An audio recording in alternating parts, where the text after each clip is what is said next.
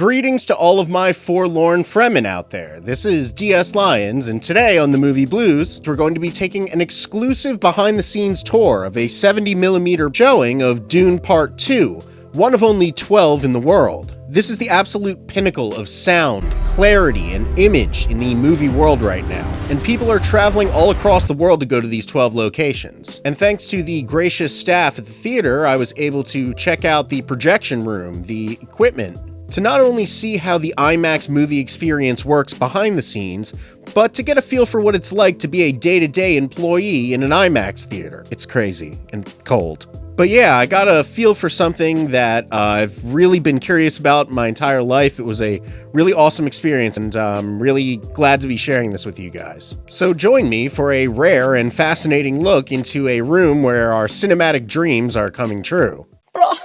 Oh no, though, Master, I can't go. Why not, Bluesbot? Because I'm fictional and I'm just a little scared computer. All right, well, you stay here and hold the fort down, buddy. I'm going on a field trip.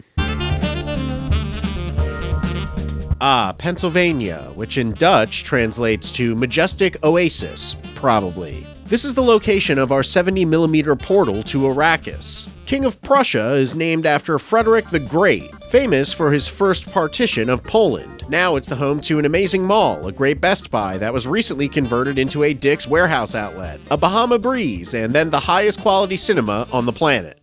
Hello, fellow Dune fans, this is DS Lyons of the Movie Blues, going behind the scenes today at the 70mm IMAX showing of Dune Part 2. This is my home turf movie theater that I've been attending since middle school. Let's go. And it's only right that I've returned to my stomping grounds in order to investigate the best cinema presentation on Earth, while it's in the grips of Dune Fever, a book that defined my childhood in a movie series that seems to be so big on Earth right now that it's achieving the greatest honor our society can provide: going viral. It just feels like a great time to document what a movie theater is like right now in the grips of Dune Fever. That all being said, now is time to head into the IMAX projection booth, the place where cinema is born, which is there, but also wherever else Nicole Kidman goes. That indescribable feeling we get when the lights begin to dim. Once we got into the projectionist booth, the first thing that hits you is that it's cold. Apparently, there's a lot of HVAC work that goes into maintaining a place like this, and they had to keep the whole room chilled to keep like the laser and all of the equipment cool.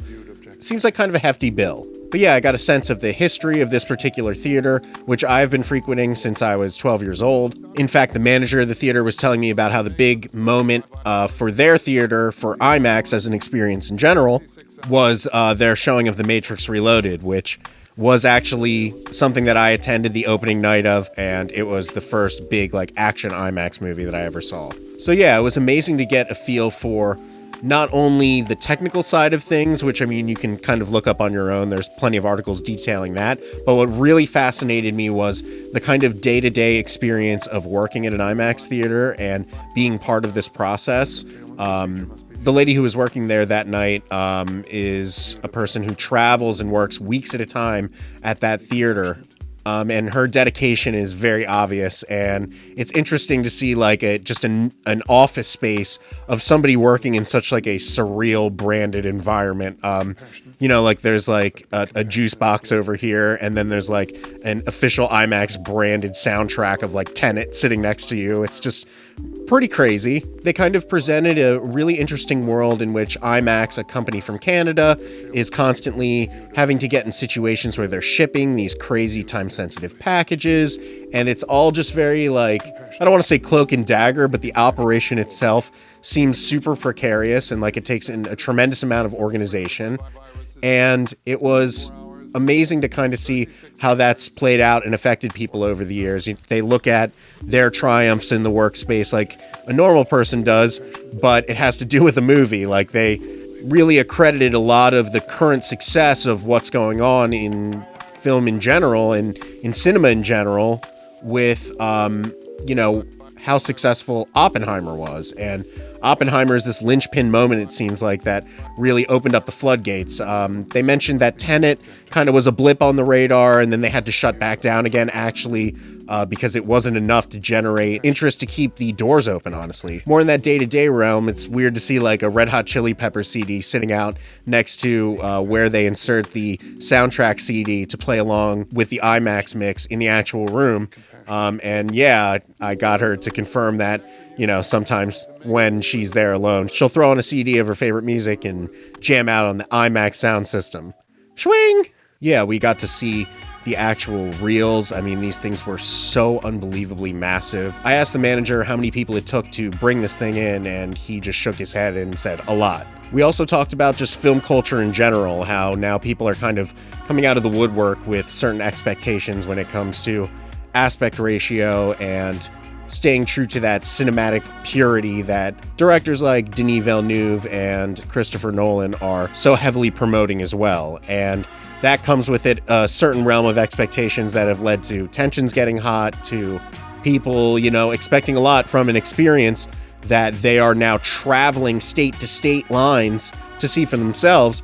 That's a bigger expectation than movie theaters are used to in this day and age. It just seems like you go to the movies and you get a little bit less and a little bit less. There used to be a thing where you'd go to the movies and it was kind of a big thing. Right. But overall, the staff seems super excited about the direction that IMAX as a format is headed in, that 70mm is opening up to the masses in terms of seeing something so massive and so grand and so clear.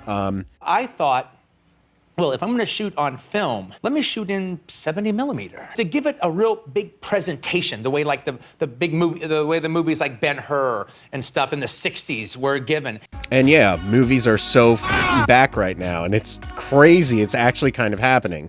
He was so back, baby! And yeah, as a nerd, the absolutely most satisfying part of this whole experience, the sound when they turned the movie on finally and ran Dune.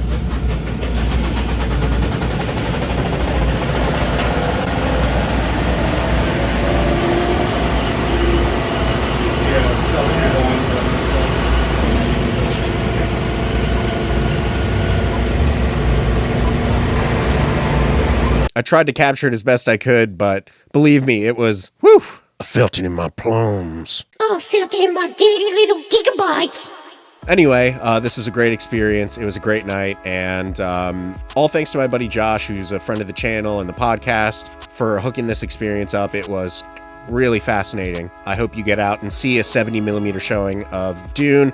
I saw Dune Parts 1 and 2 now in 70mm.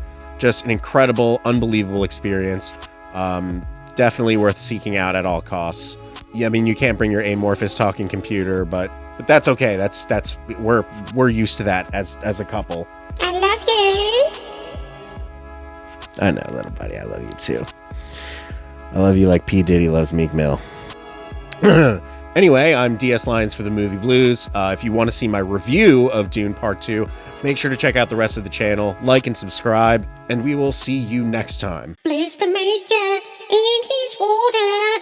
It was another Dune, a Dune Part 2, a second Dune video. That's what they do when they make a video for Dune.